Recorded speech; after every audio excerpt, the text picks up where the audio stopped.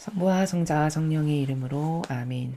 예수님과 어머니 하나 되신 성심을 통해 신성하신 하나님 아버지의 피아세 나라에서 이 기도를 봉헌드립니다. 사랑하는 아버지, 저희들에게 창세기를 통하여 아버지께서 인류를 다스리시는 아름다운 신적인 질서를 깨닫게 해주시는 사랑에 감사드립니다. 저희는 지난날 깨닫지 못하여 무질서하게 자아의 종으로 살았던 그 모든 순간마다 회개를 하며 이제 저희의 인간적인 모든 속성과 의지를 다 끊어서 아버지께 봉헌드립니다. 이 모든 것 가져가시고 오로지 예수님과 성모님의 정신과 가르침과 모범을 저희들에게 선물로 주셔서 그 두 분의 속성이 저희들의 내면 깊숙이 뿌리내려 자라게 하시어 그 정신으로 새로운 삶을 살아갈 수 있도록 축복하여 주시옵소서. 이 모든 기도 우리 주 예수 그리스도 이름으로 기도드리나이다. 아멘. 성부와 성자와 성령의 이름으로 아멘. 안녕하십니까. 하느님의 성교의 피아수녀입니다. 오늘은 창세기 16장의 내용 여러분들과 먼저 본문을 읽고 그리고 나서 함께 학습해 보도록 하겠습니다. 창세기 16장 이스마엘이 태어나다.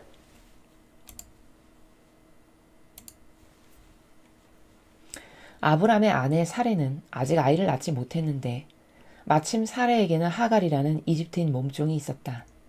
사레가 아브람에게 말하였다. 주님께서 나에게 자식을 주지 않으시니 내 몸종을 받아주십시오. 그 몸에서라도 아들을 얻어 대를 이었으면 합니다. 아브람은 사레의 뜻을 받아들이기로 하였다. 아브람의 아내 사레는 이집트인 몸종 하갈을 남편 아브람에게 소실로 들여보냈다. 이것은 아브람이 가나안 땅에 정착한 지 10년이 지난 뒤의 일이었다. 아브람이 하갈과 한자리에 들었더니 하갈의 몸에 태기가 있게 되었다. 하갈은 그것을 알고 안주인을 업신여기게 되었다. 그러자 사레가 아브람에게 호소하였다. 내가 이렇게 멸시를 받는 것은 당신 탓입니다. 나는 내 몸종을 당신 품에 안겨드렸습니다. 그런데 그가 자기 몸에 태기가 있는 것을 알고는 저를 업신여깁니다. 주님께서 나와 당신 사이의 시비를 가려주시기 바랍니다. 아브람이 사라에게 말하였다. 당신의 몸종인데 당신 마음대로 할 수 있지 않소?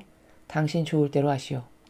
사레가 하갈을 박대하자 하갈은 주인 곁을 피하여 도망치는데 주님의 천사가 빈들에 있는 샘터에서 하갈을 만났다. 그 샘터는 수르로 가는 길가에 있었다. 그 천사가 사레의 종 하갈아, 어디에서 와서 어디로 가는 길이냐 하고 물었다. 나의 주인 사레를 피하여 도망치는 길입니다. 하갈이 이렇게 대답하자 주님의 천사는 주인 곁으로 돌아가 고생을 참고 견디라면서 이렇게 일러주는 것이었다. 내가 네 자손을 아무도 셀 수 없을 만큼 많이 불어나게 하리라. 주님의 천사는 다시 너는 아들을 배웠으니 낳거든 이름을 이스마엘이라 하여라.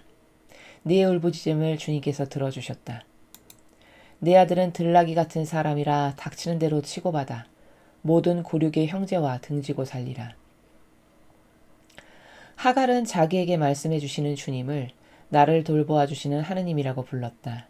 하갈이 이런 데서 나를 돌보시는 하느님을 뵙다니 하고 말한 데서 그런 이름이 생긴 것이다. 그래서 그 샘터를 라하이로이라고 불렀다. 그 샘터는 카데스와 베렛 사이에 있었다. 하갈은 아브람에게 아들을 낳아주었다. 아브람은 하갈이 낳아준 아들의 이름을 이스마엘이라 하였다.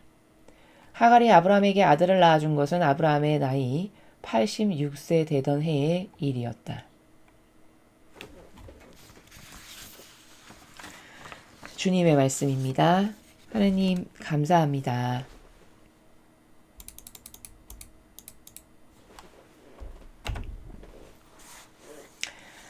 이제 오늘은 이스마엘이 태어나는 그 이제 내용에 대해서 여러분이 함께 읽으셨습니다. 요거 앞전에 이제 15장의 내용은 어떤 거였냐면 하느님께서 아브람과 계약을 맺으시는 내용이었죠. 그래서 사실 벌써 12장에서 아버지께서 아브람 앞에 나타나셔서 너 여기서 저리로 이사 가라 이렇게 말씀하실 때 더불어 내가 너의 후손을 모래알처럼 많게 해주고 내가 그들을 통해서 너를 축복해주고 이렇게 다 이미 축복을 하셨거든요. 12장에. 근데 지난 시간에 배운 15장에 와서야 그 축복이 사실적으로 이루어지는 계약을 맺으시는 그것을 우리가 보게 되었죠. 그럼 여기서 발견할 수 있는 중요한 원리는 뭐냐면 하느님은 항상 통상 다스리시는 그 원리가 어떠하시냐면 천상에서 이 영혼에게 내가 줄 복, 은총을 먼저 말씀하시는 거죠. 그러니까 본질의 아브라함에게 주고자 하시는 은총을 미리 선언을 하십니다. 그리고 나서는 아브라함에게 시험을 하세요. 그 은총을 받기에 얘가 합당한가 안 한가를 보시기 위한 일련의 과정이죠.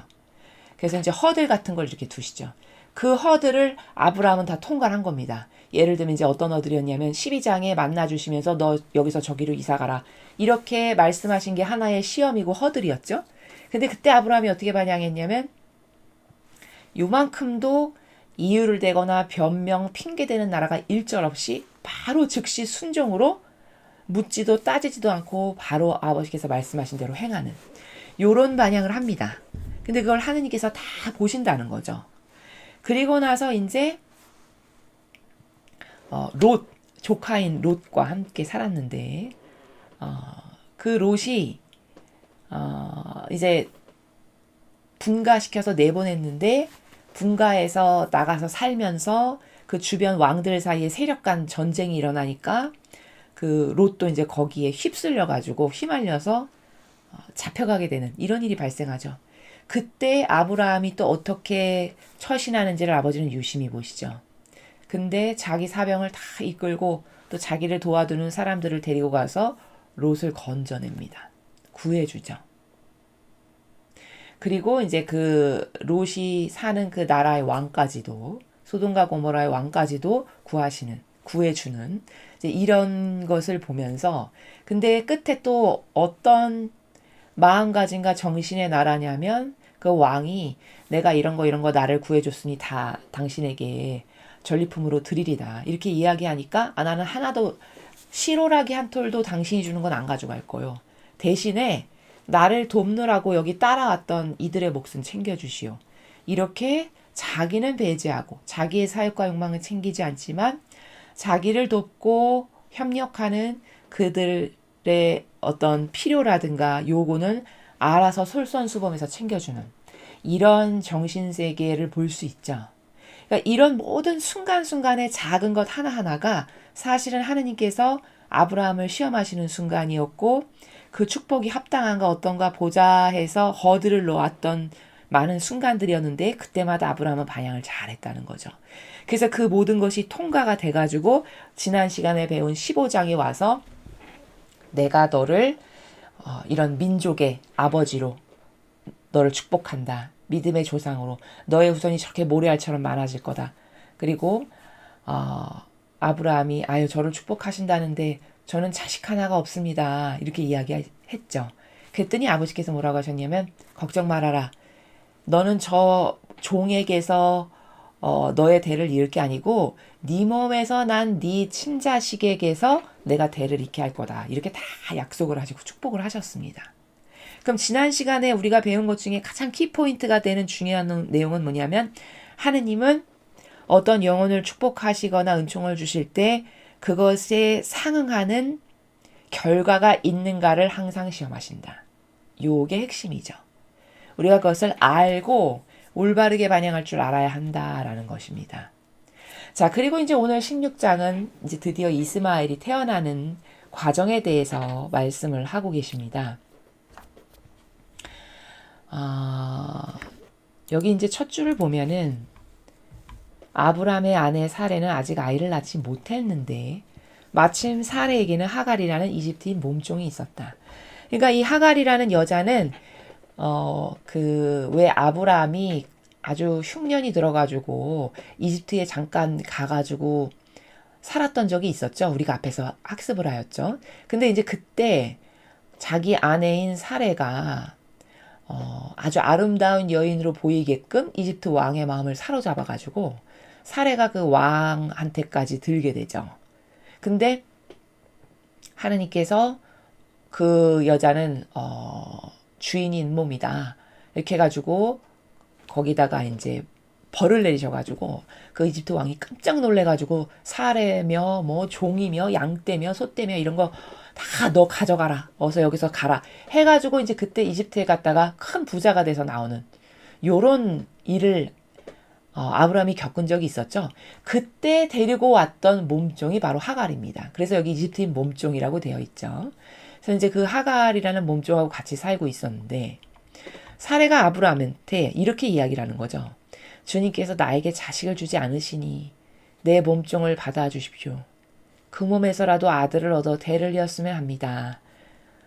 이렇게 이야기를 합니다. 근데 아브람은 사례의 뜻을 받아들이기로 하였다. 이렇게 나오죠. 2절 끝에. 요게 참 의미심장한 내용이에요. 뉘앙스적으로 봤을 때. 왜냐하면 요 바로 앞장 15장에서 아버지께서 분명히 아니다. 너는 네 아내에게서 난 친자식이 네 대를 이을 거다. 분명히 이렇게 예언을 하셨죠. 아브라함은 그걸 다 들었습니다. 그러면 사례가 이렇게 설사 권고를 하더라도 어떻게 반향을 해야 옳았을까요? 그렇죠. 주님께서 나에게 나타나셔서 말씀하셨는데 예언하셨는데 아버지께서 나에게서 난 친자식에게서 내 대를 잇게 하시겠다고 하셨소. 기다립시다. 이렇게 했어야 되는 거죠. 근데 여기 아브람도 그렇게 똑바로 반향을 못하고 아내가 종을 이렇게 들여서라도 우리를 자식을 얻읍시다 하니까 그 말을 그냥 받아들여요. 그쵸? 여기서 약간 아브라함의 영적 향기가 좋지 않죠. 본인이 들었던 그 아버지의 말씀을 꿋꿋하게 믿고 거기에 올바르게 반향으로 화답했어야 되는데 그렇지 않았음을 2절 후미에서 우리가 뉘앙스로 알 수 있습니다. 그렇죠? 이제 요게 아브라함의 부족함이고 그 다음에 아브라함의 아내 사례는 그래서 이제 남편인 아브라함이 모르는 척하고 이제 받아들이니까 자기가 제안한 이집트 몸종 하갈을 남편 아브라함에게 소실로 들여보냅니다. 이제 이 당시는 고대니까 여성의 입장에서는 대를 잇지 못하는 게 큰 자책이고 자기 할 바를 다 하지 못한다는 그런 큰 막중한 책임감 가운데 살아가던 시절이죠. 그러니까 이제 사례 입장에서는 인간적인 해결책이 이거밖에 없다라고 생각을 한 거죠. 그래서 이제 소시를 들여보냈습니다. 이것은 아브라함이 가나안 땅에 정착한 지 10년이 지난 뒤일이다. 아브라함이 이사가라에서 이사 갔을 때가 75세였으니까 이제 10년이 지난 75에서 76세가 되던 그 즈음에 이제 드디어 종에게서 나는 자식이 생기게 되는 거죠. 아브라함이 하갈과 한자리에 들었더니 하갈의 몸에 태기가 있게 되었다. 하갈은 그것을 알고 안주인을 업신여기게 되었다. 자, 4절을 보면요. 우리가 여기서 인간 군상, 특히 그 어떤 여성의 인간적 한계라고 할까요? 이것을 여기서 잘 학습할 필요가 있는데 4절에서 하갈이 어떤 부족함이 있냐? 본인이 종이었는데 이제 안주인의 자식을 자식을 갖게 됐단 말이죠. 그러니까 어떤 마귀가 하갈 안에서 싹 올라오냐면 이제 교만의 마귀가 싹 올라오는 거예요. 주인도 대를 잇지 못하는데 내가 대를 이어주게 생겼네. 이러면서 교만이 싹 올라오는. 그러니까 안주인을 업신여기게 되는 요런 지금 악의 돌출이 여기서 지금 보이는 거죠. 그래서 이 여성의 한계 중에 이런 게 있죠. 얻었다 싶으면 교만이 싹 나오는. 본인이 종이었을 땐 한없이 구부리면서 살았겠죠. 보나마나 그렇죠? 자기를 구부리고 겸손하게 종의 위치에 맞게끔 살았겠죠. 근데 딱 태기가 있으니까 벌써 교만으로 싹 이렇게 대하는 태도가 다른 것을 우리가 알 수 있죠. 이게 바로 좀 자연법의 단어로 이야기를 하면 천박한 거죠. 천박한 거. 저것은 어떤 고결한 영적인 향기가 전혀 없고 천박하기 이를 데 없는 정말 지극히 인간적인 이런 속성과 수준을 알게 되는 거죠. 하갈이 어떤 여자였는지를. 저기서 알 수가 있습니다. 그래서 저런 여자, 저런 속성을 가진 여자, 저렇게 얻었다 싶으면 교만이 금방 나오고, 그리고 이제 근성이 냄비처럼 가벼워가지고 자기가 가진 게 없을 때는 한없이 구부리고 살았는데 이제 태기가 딱 있으니까 싹 교만을 떠는 이런 마귀에게 유린당하기 쉬운 속성을 가진 저런 하갈 같은 여자가 자식을 만약에 낳는다. 그럼 그 자식은 어떨까요? 속성이 과연 좋을까요? 저런 엄마에게서 태어났기 때문에 저런 유전자적인 기질을 자식이 그대로 물려받게 됩니다. 이건 속일 수가 없는 거예요. 그렇기 때문에 저런 속성을 가진 여자가 자식을 낳으면 자기와 똑같은 마귀적 속성을 가진 자식을 낳게 됩니다. 우린 이것을 이미 창세기 1장에서 1장, 2장, 3장 초반에 그 하와가 자아를 따르는 마귀를 가지고 사니까 그 자식이 카인과 같은 게 나오죠. 우리가 거기서 확인을 했죠. 부모의 속성을 그대로 이어받아서 똑같은 또 마귀 속성을 가진 자식이 또 태어난다는 걸. 여기도 똑같다는 겁니다. 이런 것이 굉장히 중요한 거거든요. 그래서 이 어르신들이 그런 말씀하세요. 할머님, 할아버님들께서 결혼을 하려면 그 상대 집안의 부모를 봐야 된다. 어렸을 때 할머니께서 이런 말씀 많이 하셨었거든요. 그게 무슨 뜻이냐. 지금 이렇게 하갈이 어떤 속성을 가지고 있는가를 딱 분석해서 알면 그 자식도 보나마나 거기서 대동소이한 별반 크게 다르지 않은 유전자적 기질을 물려받아서 태어날 거니까 반드시 부모를 보고 선택해야 된다는 이런 지혜와 슬기의 나라에서 어르신들께서 예전에 그런 말씀 하신 거거든요. 그건 터무니없거나 허무맹랑한 게 아니라 이렇게 성경을 봐서도 우리가 알 수 있는, 부모를 보면 자식을 알 수 있다는 거는 성경에 근거한 진리라는 겁니다. 그래서 여기서도 하갈이 얼마나 천박하고 저급한 속성인가, 요 하나의 태도를 통해서 저 사람의 인격과 수준까지도 알 수 있는 것이죠. 그러자 사레가 아브람에게 호소하였다. 내가 이렇게 멸시를 받는 것은 당신 탓입니다. 나는 내 몸종을 당신 품에 안겨들었습니다. 그런데 그가 자기 몸에 태기가 있는 것을 알고는 저를 업신여깁니다. 주님께서 나와 당신 사이에 시비를 가려주시기 바랍니다. 그러니까 사례 입장에서는 자기는 남편을 생각해서 몸종까지도 들여보냈는데, 이제 이런 논고죠. 여기서 주장하는 게. 나는 내가 대를 잇지 못하니 내 책임 할 도리를 다 못하는 것 같아서 남편을 생각해서 몸종까지도 들여보내서 아이를 낳을 수 있게끔 이렇게 배려를 했건만 그 몸종이 나를 이렇게 업신여기니 시비를 가려주십시오. 이렇게 주장을 하는 거죠. 근데 이거는 다 인간적인 논조고, 사실 사례도 어떻게 했어야 옳은 걸까요? 우리가 이제 영적인 걸 배웠으니까 이런 인간적 논리 말고 신적인 나라에서 봤을 때 사례도 사실은 잘못한 거예요. 왜냐면 남편이 원치도 않았는데 본인이 인간적 의지로 종을 들여보내자라고 권고한 거죠. 근데 사실은 하느님께서 다 계획을 세워놓으신 게 있었던 거잖아요. 그럼 남편인 절대성이 하는 대로 그대로 순종하고 그냥 속해서 따라갔으면 됐을 것인데, 자기가 인간의 뜻을 발로해서 일을 벌인 거죠. 일을 벌인 건 사실 사례잖아요. 그렇죠? 그러면 거기 인간의 뜻이 여기 지금 개입해가지고 분란의 불씨를 터트린 근원자는 사실 사례죠. 그쵸? 그러니까 인간의 뜻이라는 게 이렇게 무서운 거예요. 이때 사례가 하갈을 들여보내는 일을 안 했더라면 그러면 이스마엘이 태어나지 않았을 거고 분란의 씨앗을 여기서 탄생시키지 않았겠죠. 근데 이 이스마엘이 두고두고 분란의 씨가 됩니다. 저 이스마엘이 누구냐면요. 오늘날 중동에 그 이스라엘 말고 주변에 그 이스라엘을 괴롭히는 그 이슬람 국가 있죠. 그 후손의 근원이 이스마엘이에요. 그러니까 이렇게 인간의 뜻이 하나 별것 아닌 것, 오히려 사례는 이런 논조겠죠. 나는 남편을 생각해서 그런 건데 이런 논조를 피겠죠. 그러나 그것은 인간적인 나라에서나 타당하고 맞는 논리지 신적인 나라에선 그렇지 않다는 거예요. 무조건 신적인 나라에선 아버지 뜻에 순종하고 또 사례가 절대성에게 속해야 되는 입장이잖아요. 아브라함에게. 그럼 그냥 속해서 아브라함이 하는 대로 그저 순종으로 따라갔더라면 자기의 뜻으로 이런 일을 벌이지 않았더라면 이런 불미스러운 일을 벌이지 않아서 오늘날의 중동의 그런 이슬람 국가가 탄생하지 않았겠죠.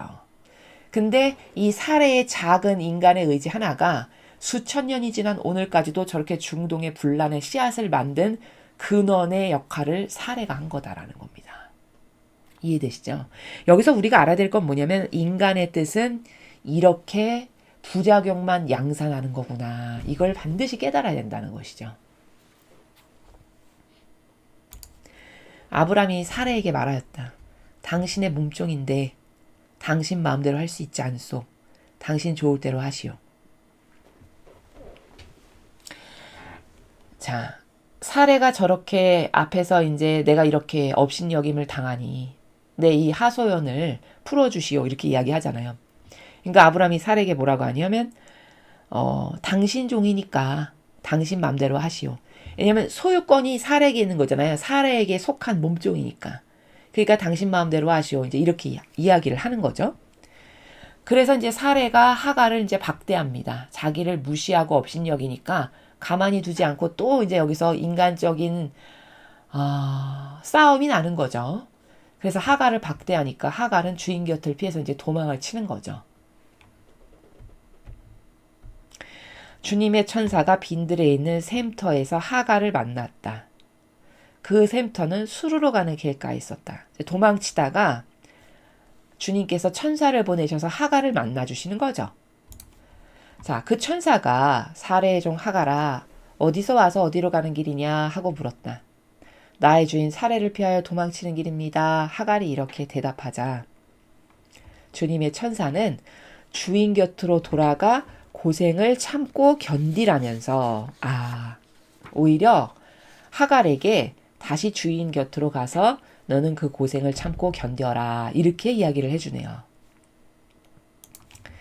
그러면서 이렇게 일러준 것이었다. 내가 네 자손을 아무도 셀 수 없을 만큼 많이 불어나게 하리라. 주님의 천사는 다시 너는 아들을 배웠으니 아들을 낳을 거라고도 다 가르쳐 줍니다. 낳거든 이름을 이스마엘이라 하여라. 네 울부짖음을 주님께서 들어주셨다. 자, 여기서 우리가 발견할 수 있는 중요한 것들이 좀 몇 개 있는데요. 먼저 하갈이 낳은 자손도 셀 수 없을 만큼 많이 불어나게 해주겠다라고 축복을 하세요. 그거 왜일까요? 저렇게 주인도 깔보고 업신여기고 게다가 종인데 하느님께서 왜 축복을 하실까요? 그 이유는 하갈도 아브라함에게 귀속되어 있는 사람이죠. 그쵸? 이제 임신을 했으니까 아브라함에게 속한 자라고 보시는 거죠. 그러니까 아브라함을 아버지는 사랑하시고 축복하시니까 아브라함에게 속한 자까지도 축복을 하시는 요런 원리 때문에 그렇게 축복을 하시는 겁니다. 하갈의 자손도. 자, 그 다음 두 번째 여기서 11절에서 또 봐야 될 건 뭐냐면 너는 아들을 뵀으니 이스마엘이라 해라. 내 울부짖음을 주님께서 들어주셨다. 자, 이거는 아직 태어나지 않았는데 미리 말씀하시죠. 그러니까 이것도 어떤 원리냐면 우리가 지금까지 계속 배운 거랑 똑같이 계획이 먼저 있는 거예요. 천상에서. 본질적 계획. 본질적 계획이 이스마엘이 아들을 낳을 예정이고 하니까 너는 이스마엘이라고 이름을 줘라. 이렇게 먼저 천상에서 계획이 있다라는 거를 말씀하시는 거죠. 천사를 파견해서. 그리고 사실적인 거는 그 다음에 이루어지는. 이제 아들을 낳을 거죠. 그럼 이제 그때 이스마엘이라고 이름을 붙이고 하는 이 실제적인 건 계획이 먼저 있고 나중에 펼쳐진다는 것. 그 원리도 여기서 알 수 있습니다. 네 아들은 들나귀 같은 사람이라 닥치는 대로 치고받아 모든 고륙에 형제와 등지고 살리라. 자, 여기 12절 보면 12절도 이렇게 될 거라고 본질에서 말씀하셨는데 진짜 지금 현 시대에 와서 보니까 그렇게 됐어요. 아까 제가 말씀드렸죠. 현재 중동에 이슬람 국가, 이스라엘과 대치 상황에서 맨날 싸우는 그 이슬람 국가의 근원이 되는 모체가 되는 사람이 여기 이스마엘이다. 제가 말씀드렸잖아요. 아니나 다를까 12절에서 예언을 하시죠. 네 아들은 들나귀 같은 사람이라서 닥치는 대로 치고받아서 모든 고륙의 형제와 등지고 살리라. 자, 현재 중동이 지금 아버지께서 12절에서 예언하시고 말씀하신 대로 이런 민족이 됐잖아요. 그쵸? 예언은 무서운 겁니다. 실제로 저런 조상이 됐고 그런 민족이 생겨나서 지금 현재까지도 살아가고 있는 걸 우리가 확인하죠. 이렇게 먼저 선언하시고 본질에서 있고 사실적으로 나중에 펼쳐진다는 진실과 그 다음에 그러면 왜 이스마엘은 저런 팔자가 되게끔 소위 왜 저런 사람으로 살아가게끔 하셨을까 궁금하시죠? 왜냐하면 앞에는 또 축복한다고 하시고 뒤에는 또 저렇게 된다라고 말씀하시는 거. 약간 모순되는 것 같이 보이잖아요. 근데 그런 게 아니라 요 전반부에 축복하겠다고 말씀하신 것은 아브라함에게 이제 속한 자가 되니까 그렇게 배려하시는 거고 그러나 내가 축복은 하지만 너는 모든 고륙의 형제와 등지고 사는 들이받는 들나귀 같은 이런 사람으로 살 거다라고 하신 건 왜냐면 지금 이스마엘의 탄생을 가만히 보면은 인간의 뜻이 들어가서 낳은 아들이죠. 이게 하느님의 축복으로 점지돼서 때가 돼서 태어난 아이가 아니고 사례가 인간의 뜻을 개입시켜가지고 하느님의 계획이 아니었는데 낳은 자식이잖아요. 그러니까 부작용이 있을 수밖에 없죠. 그래서 그런 부작용 때문에 12절과 같은 이런 민족으로 살아갈 거다라고 아버지께서 말씀하시는 겁니다. 참 미묘한데 디테일하죠. 그렇죠? 이렇게 진리는요. 정말 그 원리와 법칙이 아주 미묘하고 디테일하고 상세합니다. 이런 데서 깜짝깜짝 놀라는 거거든요. 진리의 위대성을 이런 데서 발견하는 거고. 그래서 인간의 뜻이 얼마나 나쁜가는 우리가 사례를 통해서 아주 유심히 봐야 돼요. 나도 내 인간의 뜻을 버려야지. 내 인간의 뜻은 악하고 나쁜 거야. 라고 하는 것에 대해서 여러분이 지금까지 희박하셨다면 여기 사례가 그 별것 아닌 인간의 뜻으로 종 하나 들여보낸 게 이렇게 현재까지 분란을 일으키고 또 이 영혼은 저렇게 들이받는 들나귀 같은 사람으로 살게끔 되는 이런 다양한 부작용을 지금 양산하고 있는 거잖아요. 그러니까 그 인간의 뜻을 배제해야 되는 게 얼마나 중요할까요? 그렇죠. 여기서 우리가 그걸 알아야 된다는 거고요. 13절에 하갈은 자기에게 말씀해 주시는 주님을 나를 돌봐주시는 하느님이라고 불렀다. 하갈이 이런 데서 나를 돌보시는 하느님을 뵙다니 하고 말한 데서 그런 이름이 생긴 것이다. 자, 이렇게 하갈도 하느님께서 돌보시는 이유는 제가 설명드렸죠. 아브라함과 무관하지 않고 하나 된 관계라고 보는 거죠. 아이를 가졌으니까. 그래서 하갈에게 손을 내밀어서 축복을 해주신다. 요 원리 때문에 그렇다라고 말씀드렸습니다. 그래서 그 샘터를 라이로이라고 불렀다. 그 샘터는 카데스와 베렛 사이에 있었다. 하갈은 아브라함에게 아들을 낳아줬다. 자, 이제 드디어 때가 돼서 이제 아들을 낳았네요. 아브라함은 하갈이 낳아준 아들의 이름을 이스마엘이라 하였다. 자, 이렇게 이름 이스마엘이라고 하라고 주님의 천사가 말씀해 주셔서 그대로 했죠. 하갈이 아브라함에게 아들을 낳아준 것은 아브라함의 나이 86세 되던 해의 일이었다. 자, 75세에 떠났습니다. 절로 이사가라 해서. 그리고 근 10년 후인 86세 되던 해에 이제 드디어 종에게서 종의 몸을 빌어서 아들을 이제 아버지께서 태어나게끔 해주신 이런 내용이죠. 여기까지가 이제 16장의 내용인데 우리가 여기 16장에서 하나 크게 발견해야 될 건 이제 정리하는 차원에서 두 가지를 말씀드리면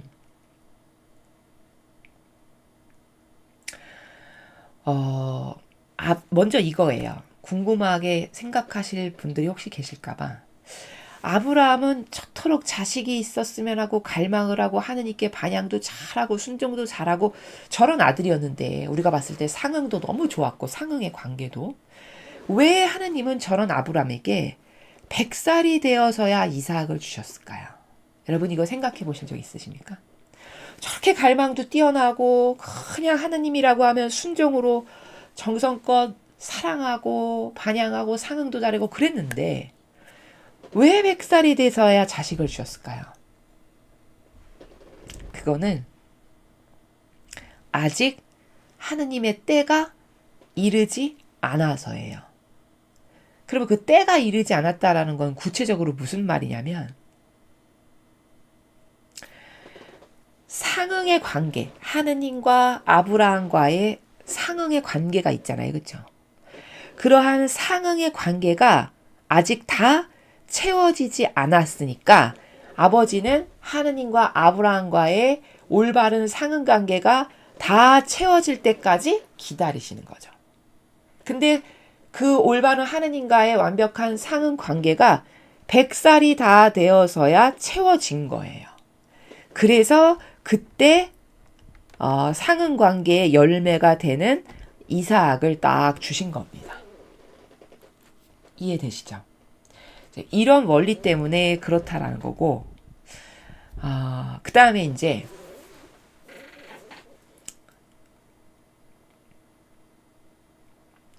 우리가 이 챕터에서 가장 중요한 건 인간의 뜻, 사례가 인간의 뜻을 발로시켜가지고 문제를 일으켰는데 그 인간의 뜻은 하느님의 뜻을 항상 거스른다는 거예요. 인간의 뜻과 하느님의 뜻은 상충됩니다. 그래서 아까도 보면은 여기 본문을 보면 아까 사례가 이제 몸종을 들여보낸다고 했을 때 아브라함이 모르는 척하고 받아들이잖아요. 그게 아브라함의 참 부족한 옥의 티와 같은 건데 만약에 그때 아브라함이 자신에게 하나님께서 이 앞에 와서 이미 예언하시고 축복하셨잖아요. 네 몸에서 난 네 친자식으로 내가 너를 이을 거다. 그러면 그 말씀을 믿고 하가를 드리는 일이 만약에 없었다. 아브라함이 아니요. 하나님께서 나에게 이렇게 말씀하셨는데 내 몸에서 난 친자식을 통해서 대를 잇는다 하셨소. 자, 이렇게 하고 딱 거절했으면 그러면 나중에 이삭을 너 한번 제물로 바쳐봐라. 이런 일은 없었을 거라는 게 유추가 가능해요. 무슨 말이냐. 자, 이런 원리거든요. 예를 들어서 지금 내 영적인 어떤 아버지께 대한 상응이나 반향의 나라가 지금 여기라고 해보죠. 요 수준이에요. 내 수준이. 근데 하느님은 본질에서 아브라함을 축복하시고자 하시는 나라가 위치가 여기라고 해보죠. 아브라함을 여기다가 가져놓으시려는 계획이 있으신 거예요. 본질의 나라에서. 근데 현재 아브라함의 상응은 여기 수준이야. 그럼 이만큼의 차이가 갭이 발생하죠. 그렇죠? 그러면 하느님은 이 축복을 주시려면 이 사람이 이만큼의 갭을 반드시 채워드릴 때 그럴 때 이 축복을 주실 수가 있어요. 아주 과학과도 같은 정확한 나라거든요. 진리는. 그런데 만약에 이 갭을 요 높이의 차이만큼의 갭을 채우지 못했잖아요. 그럼 이 축복은 계획은 그렇게 있었으나 주지 못해요. 사실적으로. 이게 축복의 원리거든요. 자, 그러면 이제 아브라함 같은 경우를 대입해서 보면 현재 여기예요. 근데 아브라함을 축복하시고자 하신 나라는 여기야. 그러면 이만큼을 사랑으로 채워드렸어야 되는 거죠. 요 갭만큼을. 근데 그러면 요 갭을 다 채우려면 시험을 한 번 해서 되는 게 아니라 여러 번의 시험을 통해서 이 갭이 이렇게 채워져야 된다는 거죠. 근데 오늘 아브라함의 반향 중에 하나 부족한 게 눈에 보인 게 뭐냐면 아까 사레가 하가를 들여보낼 때 그걸 거부를 안 했어요. 아브라함이 예언을 못 들었냐? 그것도 아닌데, 그쵸? 그러면 믿지 못했다는 거잖아요. 하느님 말씀에 대한 믿음과 신뢰가 부족했던 거죠. 그쵸? 즉 존중과 신뢰와 희생으로 저는 하느님을 말씀을 믿고 굳건히 그것만을 바라고 갈망합니다. 라고 해서 하가를 받아들이는 걸 안 했다면 이게 다 채워졌겠죠. 근데 그 부족한 만큼 못 채워졌어요. 그러면 하느님은 이걸 반드시 메꿔야만 이걸 주신다고 제가 그랬죠. 그러니까 그 부족한 여백만큼을 아버지는 나중에 어디서 채우신 거냐? 100살이 다 돼서 얻은 네 아들 이삭을 한번 내놔봐라. 여기서 이 부족분을 채우신 거예요. 이해되시죠? 하나님은 이렇게 정확하신 분이에요.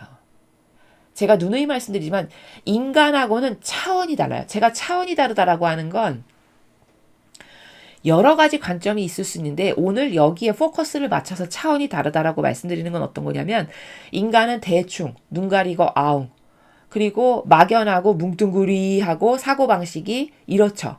그러니까 이런 정확성을 기하지 않아요. 게다가 여기 사욕과 욕망, 사사로운 감정 5만 가지가 들어가서 이게 다 채워지지 않았어도 막 죽거나 혹은 내 눈에 났어. 그러면 채워졌는데도 안 죽거나 이런 제멋대로인 나라를 산단 말이죠. 인간은. 근데 하느님은 절대 그렇지 않으세요. 아브라함이 아무리 예뻐도 지금까지 아버지에게 아무리 반향을 잘했어도 여기 와야지만 이 축복이 합당한데 여기까지 왔어. 그럼 요만큼의 갭이 지금 부족하죠. 이건 반드시 채워야 돼. 만약에 못 채웠어. 죽을 때까지. 그럼 이 축복은 못 줘요. 이해되시죠? 그래서 요만큼의 갭이 오늘 반향을 똑바로 못한 하갈을 들여보낼 때 믿음으로 그걸 거부하지 않았던 요 갭이 있어요. 그래서 요 갭을 아버지는 나중에 어디서 채우냐? 네 아들 이삭을 바쳐봐라. 여기서 채우시는 거예요. 근데 그때 아브라함이 반향을 잘했죠. 그러니까 이게 채워졌죠? 그래서 이 축복이 아브라함에게 간 거예요. 이해되시죠? 아주 지극히 원리적입니다. 하느님의 나라는. 천상의 나라는 질서 자체, 원리 자체, 정확함 자체, 완벽함 자체예요. 그래서 오늘 이것도 아브라함이 그 오늘 부족한 상응의 그 갭만큼을 아버지가 나중에 어디서 채우느냐? 이삭이를 바쳐봐라. 거기서 채우시더라는 거예요. 거기서 딱 채워지니까 그래 너에게 이걸 주마 해서 그때 사실적 축복이 딱 내린 거거든요. 그래서 우리가 하나님과의 관계성에서 내가 아버지는 이렇게 정확하신 나라인데 이런 아버지께 내가 지금 내 뜻을 버리고 하나님의 뜻으로 살면서 올바른 상응을 하고 있나? 이것을 아주 냉철하게 성찰해야 되고요. 그 다음 오늘 사례의 이 실수를 통해서 인간의 뜻이 저렇게 별것 아닌 거라고 우리는 생각하기 쉽지만 얼마나 많은 부작용을 양산하나. 그래서 내 뜻을 버리고 내 뜻대로 살면 손해밖에 날 게 없다라는 것. 이것을 아주 명확하게 여기 16장에서 인식을 해야 된다는 겁니다. 그래서 인간의 뜻은 하나님의 뜻을 항상 거스른다. 인간의 뜻은 악이다. 수많은 부작용과 마귀를 양산한다. 이걸 알 수 있고 그리고 아버지의 축복을 내가 받고 싶다면 그것에 상응하는 반향을 내가 현재 잘하고 있는가를 잘 성찰해 봐야 된다는 것. 이것이 우리가 오늘 16장을 통해서 아주 주의 깊게 냉정하게 바라보아야 할 그런 중요한 관점입니다. 우리는 참 무질서하고 그리고 어떤 따라야 될 질서 가운데서 살아가는 것이 아예 개념이 없죠. 그냥 내가 원하는 대로 내 마음 이끌리는 대로 내가 하고 싶은 대로 막 사는 게 아예 내재화된 이 정도로 악의 습성이 뿌리가 깊은 거거든요. 그것을 다 거두어내서 사례 같은 축복이 왔는데도 불구하고 본인이 거기다가 인간의 뜻을 넣어서 초를 치는 이런 행위를 내가 안 하려면 나는 얼마나 인간의 뜻을 버리고 살아야 할까? 이런 것에 대해서 냉정한 성찰이 우리 모두에게 필요하겠습니다. 이상으로 창세기 16장 해설 강의를 마치겠습니다. 감사합니다.